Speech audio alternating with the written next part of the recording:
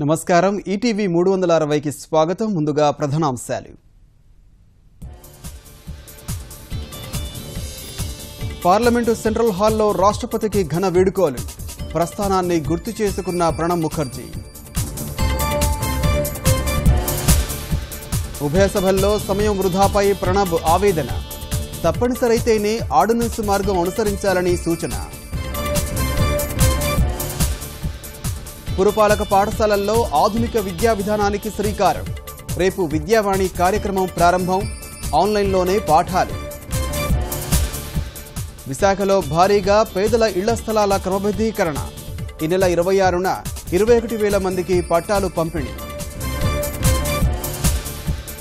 సోమవారం నవదీప్, మంగళవారం రవితేజ. మాదక ద్రవ్యాల కేసులో సిట్ దర్యాప్తు ముమ్మరం. భారత వృద్ధి రేటు 7.5% సాధిస్తుందన్న పనగడియ. చివరి త్రైమాసికంలో 8% చేరవచ్చని అంచనా.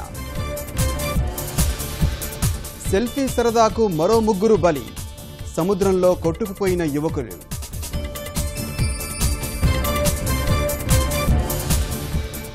మహిళల ప్రపంచ కప్ ఫైనల్లో నిలకడగా భారత్ బ్యాటింగ్. రాణిస్తున్న ఓపెనర్ రౌత్.